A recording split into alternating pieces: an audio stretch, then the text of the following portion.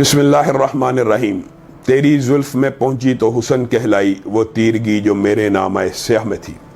خان صاحب نے کل ایک تقریر کی ہے اور دھرنا دینے والوں اور ان کے حمایت کرنے والوں کے بارے میں یہ کہا، مجھے سمجھ نہیں آتی یہ کس وجہ سے دھرنا دیا جا رہا ہے۔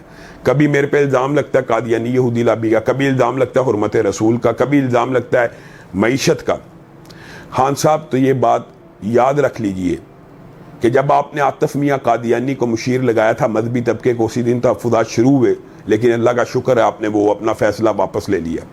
اس کے بعد آپ نے آسیہ ملعونہ کے رہائی کے فیصلے کو پورا سپورٹ اس انداز میں کیا کہ اگر آپ کہہ دیتے یہ سپریم کورٹ کے ججوں کا فیصلہ ہے، مذہبی طبقہ کبھی آپ کے خلاف کھڑا نہ ہوتا۔ آپ نے اس فیصلے کو نہ صرف اون کیا بلکہ مغربی میڈیا کے اوپر اس کا کریڈٹ لیا۔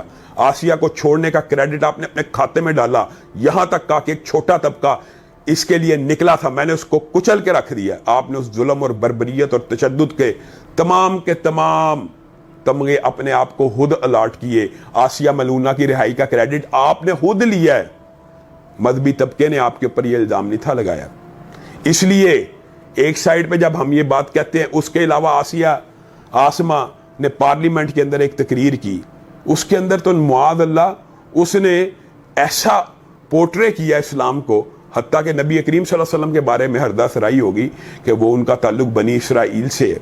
پھر آپ ہی کے ایک رکن نے، رمیش کمار نے، شراب کے خلاف بل پیش کیا۔ افسوس اور دکھ کی بات یہ ہے کہ ساری پارٹیوں نے شراب کے حق میں قرارداد پیش کی، اور آپ کی پارٹی کے بندے نے، جس نے یہ بل پیش کیا، اس کو آپ ہی کی پارٹی کے لیڈر کہتے ہیں فواد چودھری صاحب، اس نے سستی شہرت کے لیے یہ بل پیش کیا تھا۔ مذہبی طبقے کا تو تحفظات ہونا بدیہی اور یقینی امر ہے۔ آئیے پھر جو قادیانی اور یہودی لابی کا آپ سمجھتے ہیں کہ مذہبی طبقے آپ کے اوپر ایلیگیشن لگاتے ہیں، آپ ذرا ٹھنڈے دل سے غور کیجئے۔ شورش کاشمیری نے 1960 کے اندر یہ بات لکھی تھی کہ کرتارپور بارڈر کو ایک دن کھولا جائے گا، آڑ سکھ ہوں گے، لیکن فیسیلیٹیٹ کرنا کس کا مقصد ہوگا؟ کس کو فیسیلیٹیٹ کیا جائے گا؟ قادیانیوں کو۔ ہاں صاحب، واللہ العظیم کرتارپور بارڈر اگر آپ شک میں لکھ دیں، یہاں سے آمد و رفت صرف سکھوں کی ہوگی، مذہبی طبقے کا کوئی ایک شخص آپ کے خلاف کبھی آواز اٹھائے گا، ہم ذمہ دار ہیں۔ آپ نے کرتارپور بارڈر کو کھولا، صرف سکھوں کے لیے کھولا ہوتا میں کوئی اعتراض نہیں۔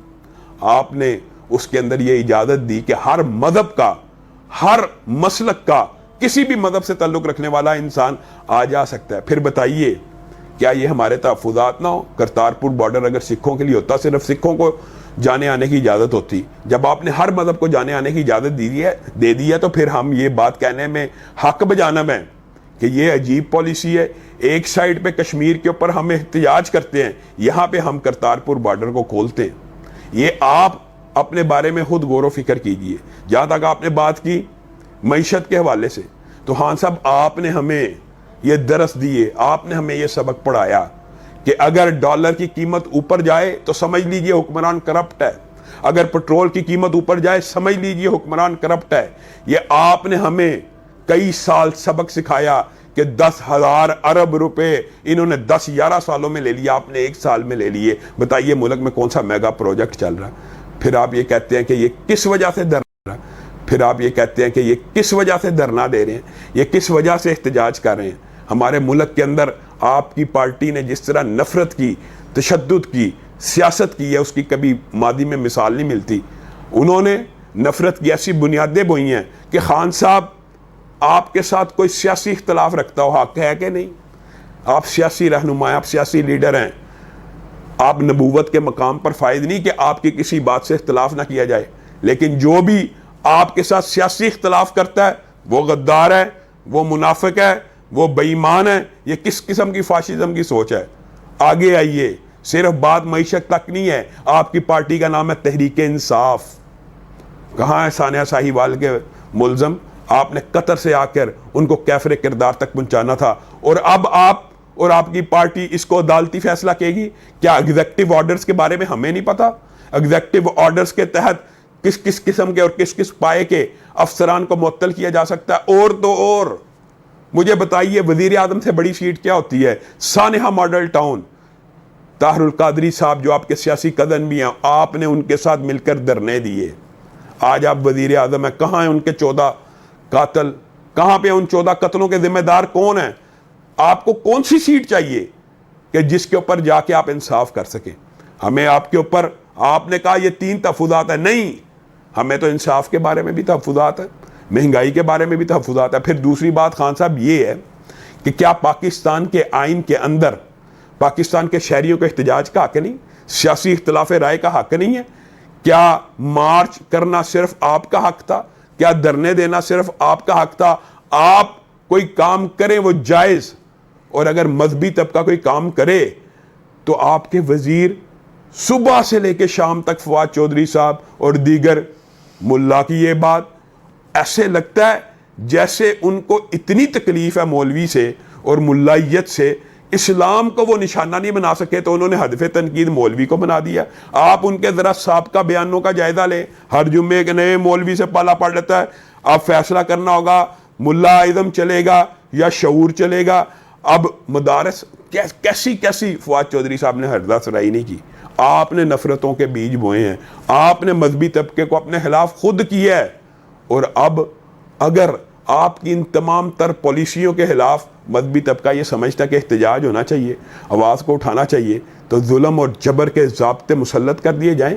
کبھی عبداللہ کی شہریت ختم، کبھی مولانا فضل الرحمان کے اوپر پیمرا کی طرف سے پابندی، کبھی مذہبی طبقے کو اپنا، آپ مغربی جمہوریت کی ہمیں داستانیں سنایا کرتے ہیں کہ آزادی اظہار ہونا چاہیے، آزادی اظہار ہونا چاہیے۔ یہ آزادی اظہار ہے؟ یہاں پہ تو ہر محب وطن ذلیل ہو رہا ہے، اور اسی لیے شاعر نے کہا تھا ہر محب وطن ذلیل ہوا، رات کا فاصلہ طویل ہوا، اور بے حیائی کو جس نے اپنایا وہی عزت مآب کہلایا۔ ہاں صاحب، آپ نے معاشرے کو جو سوچ اور فکر اور ڈائریکشن دی ہے، آج اگر معاشرہ آپ کے خلاف کھڑا ہو گیا ہے تو کم از کم آپ اپنا یہی وعدہ پورا کر دیں جو آپ نے کہا تھا کہ اگر دھرنے کے لیے کوئی آئے گا میں کنٹینر دوں گا۔ آپ کنٹینر دینا تو دور کی بات، خندقیں کھود رہے ہیں۔ آپ نے یہ کہا تھا اگر چھوٹا سا طبقہ، اتنے لوگ میرے خلاف نکل آئے میں استعفیٰ دے دوں گا۔ ہاں صاحب، کوئی تو اپنا وعدہ پورا کیجئے۔ اتنی نہ بڑا پاکی داماں کی حکایت، دامن کو ذرا دیکھ، ذرا بند قبا دیکھ۔